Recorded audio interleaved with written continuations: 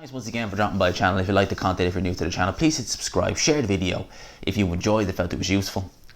Now let's get into this. So mainly just some boxing news here.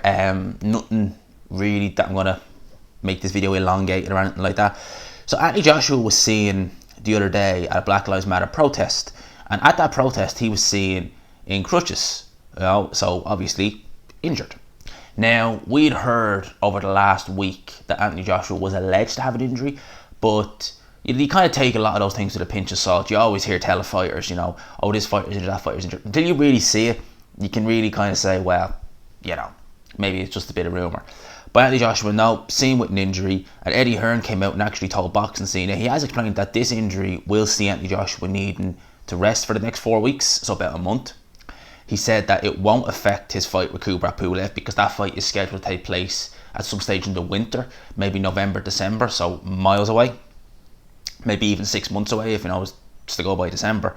So it's not really going to affect that. But he says the reason Anthony Joshua was injured is because it's a knee injury. He had a slight knee injury while he was out running.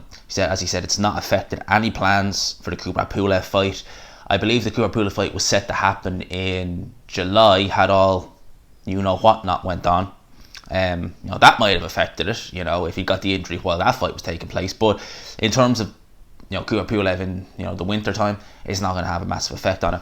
Anthony Joshua injured while running. Now Anthony Joshua is one of those fighters where we never really hear about injuries. I can't remember the last time I heard someone say AJ was injured or had suffered an injury. I'm sure he has. I'm sure there's no fighter who gets through a camp or is training at that level where they don't pick up a slight injury. I'm sure he has. Obviously there was rumours that he was concussed going into the first Andy Ruiz fight. Concussion series. But in terms of physical, joints and bones getting injured, we very seldom hear Anthony Joshua get of injuries or anything like that. But I find interesting there that Eddie Hearn said he injured while running. Now, I find it very strange that Anthony Joshua, being as big and heavy as he is, would do that much road work. And some people might say, well, that's what most heavyweights do, and that's one of the reasons why a lot of these guys don't have pretty good stamina, because they don't do as much road work these days as they used to. Which I can definitely see. I don't think fighters, especially fighters in lower weight divisions, I don't think they do enough road work. Back in the day, even in the 70s, they lived on the road. That was all they did. So I definitely can see that. But one of the reasons why a lot of heavyweights don't tend to do road work, and two heavyweights in particular I can think of over the last few years who admit that they don't do any road work, are Deontay Wilder and Vladimir Klitschko. Now, Vladimir Klitschko, I think his preferred choice for kind of cardio was swimming. Alright, and swimming's very, very low impact on all joints. The reasons why they didn't like to do road work was not because they didn't want to do it. It was because they felt that it caused too much impact on the knees. And when you're 6'6" and 240 odd pounds, Vladimir Klitschko was, that's going to have a detrimental effect on your knees. As you can see with Anthony Joshua, the impact of running is, I myself know, I've never had serious knee problems, but I'm actually going running as soon as I finish this.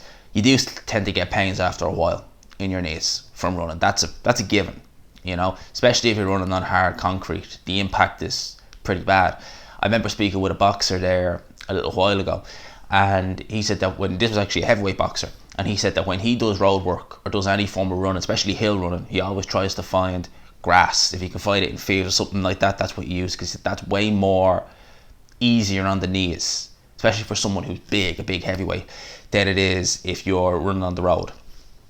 So that's just my little 2 cents on that. AJ injured, but at the end of the day, it's not a massive injury, but someone at his height and his dimension and his weight doing road work, you would imagine it's gonna have an effect on him more than it would on someone who's a cruiserweight, we'll say, or a light heavyweight. If they're running on the road, probably not going to cause them too much damage. But someone like AJ, you can get injured. If you're that big, you can get injuries to your knee from doing road work like that, I should say. So Anthony Joshua, as I said, it's not a serious injury, as Eddie Hearn is saying here. And at the end of the day, the Pulev fight, God only knows, probably December, November, probably not even in the UK. So, and Kubrat Pulev, as I've said, I think he's the perfect opponent for AJ. I will be with Andy Ruiz. I was surprised, to say the least, that he beat AJ in the first fight, but you knew from a stylistic point of view that could happen. Whereas Kubrat Pulev, if he beat AJ, I would be baffled. I'd be beyond shocked if Kubrat Pulev beat AJ. So those are my 2 cents on this. Let me know yours down below. Hope you enjoyed this video. If you did, please leave a like, subscribe, of course, if you are new. And of course, I will talk to you